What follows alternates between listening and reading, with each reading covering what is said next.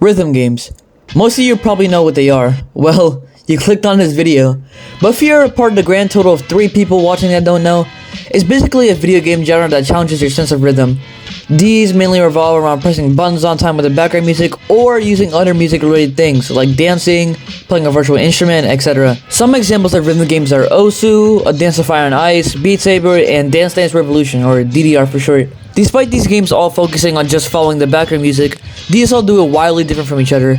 Osu requires clicking circles when rings enclose them. A Dance of Fire and Ice requires keeping 2 dots on a single path by tapping to the beat of the song. Beat Saber requires slicing blocks with the indicated arrows with your sabers. And DDR requires dancing on a touchpad and keeping the legs on the corresponding arrows. These can also combine other genres of games too, like puzzles, combat, platformers, horror, strategy, survival. Wait, horror? The same genre that gave us Five Nights at Frank's, the funny map type game. How can you take rhythm and horror, which are 2 wildly different genres, and put them together to make a cohesive game? Well, what if I told you there's a game that not only does this, but does it in the most abstract and unique way possible? A game so unique, it pushes the boundaries of both rhythm games and horror games. And although that description may seem like a stretch, honestly, I think I found it.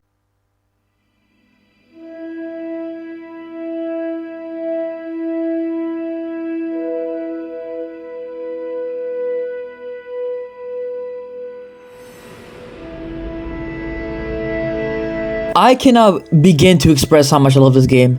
Thumper is a game created by Drool, and is currently available on the PS4 and 5, Steam, Nintendo Switch, Oculus Go, and Quest, Xbox One, and on mobile.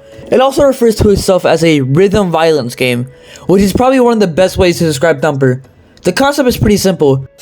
You're a beetle on a track and you have to hit all of the quote-unquote beats in order to survive. You probably imagine a cutesy or realistic art style with a concept like this, but instead, Drool decided to make something that kind of looked like this.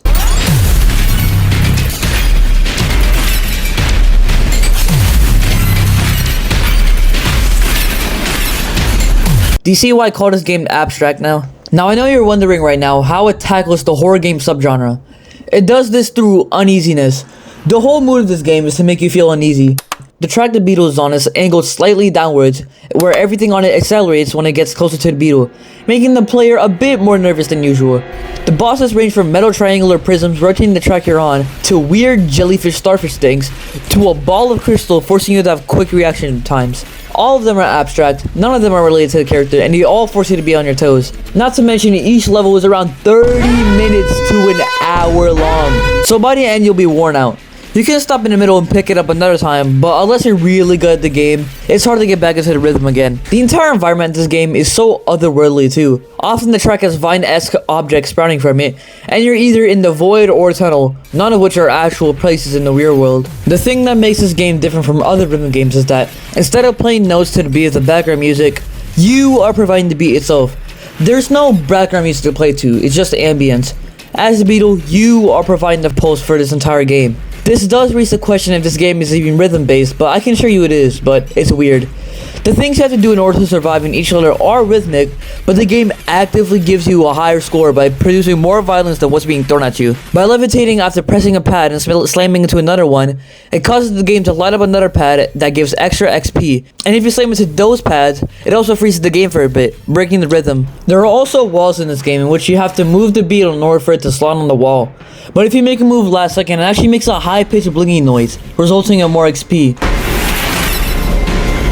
There are also sometimes metal rods on the track that you have to crash into by holding the spacebar or the A button. But if you hold while hitting the pad, while crashing, you will hear metal clangs that increase higher in frequency, which result in, you guessed it, more XP. There are 9 levels in this game in total, and believe it or not, the time signature of the pulse you're providing is actually related to the level number itself. Like in level 5, the time signature is 5-4. Or in level 8, where the time signature is 8-8. And level 3, level 7, etc, etc, etc. But even then, it's hard to notice, and I bet the only times you'll ever stop and think if what you just played was music or not is the brief pause after every sub-level. So these things focus on the main aspects of the game, but there are minor details as well. I mentioned a few along the way, like the angle of the track and the time signatures, but there are more. First off, Can we just appreciate how good these graphics are? Like, this looks absolutely gorgeous. And surprisingly, it doesn't lag my low-end computer. Every single detail in this game has been made with care and passion. Even all the billion filters on this game. From the beetle to the bosses to the little animations that happen when you die or do certain actions. Speaking of the bosses, these may be the most creative boss designs I've ever seen. I genuinely have no clue how they thought of some of these designs, and it adds to the abstractness. Especially the bosses at the end of each level, which I will get to later on. Another minor thing that is actually outside the game, and some of your consoles, is the rumble on the controller.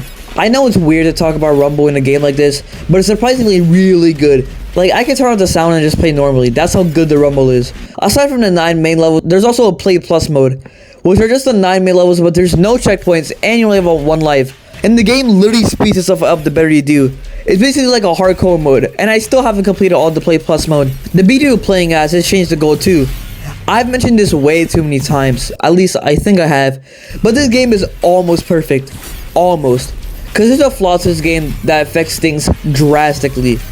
What the hell is this? I'm sorry, but $20? Do you know how much I could buy with that? I could buy a 4-story mansion and 2 Lamborghinis with that amount of money. In all seriousness, I know there's a lot of other games with the same price, like Celeste and Pizza Tower, but this is the sole reason why most of the people I asked to buy this game won't buy it. Personally, I think it should be $15, maybe even $10, but it's fine. There's one thing I decided to say for the end of this video, and that's the ending. Now, if you want to get into this game spoiler free, I recommend leaving this video right now. Although it seems unlikely to have a game like this have an ending, I can assure you it does, and it's really freaking cool. So now's your chance to leave the video if you don't want any spoilers. Are you still here? Alright, let's roll. I mentioned earlier that at the end of each level there's a final boss for that level, and at the start it looks humanoid, but each level progressively makes the boss more inhumane and nightmarish. But level 9 has gone full freakish mode, and once you defeat it, it swallows you whole.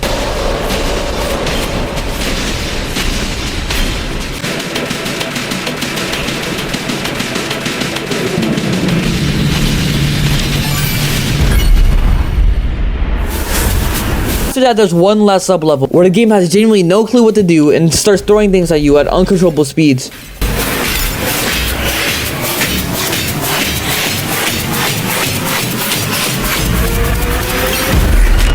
You are no longer in an actual stage or level anymore. You have reached infinity. A giant needle that seems to be producing the single track you're on appears, and is considered to be the true final boss. The game starts changing speeds haphazardly, and any resemblance of music has been washed away. The game could not be any clearer with what it's saying right now. You're not supposed to be here. By the time you defeat the needle, the beetle just goes into a shining white light and the credits roll. You have managed to successfully beat the game, while the game tried everything to stop you. I think the best way to describe this game is like a complete 180 of stuff like Muse Dash or Bitchip Runner, taking all those design motives and flipping them upside down. At this point, it feels more like a following experience than a game, combining 2 worlds into one, and I don't think a rhythm horror game can get any better than this.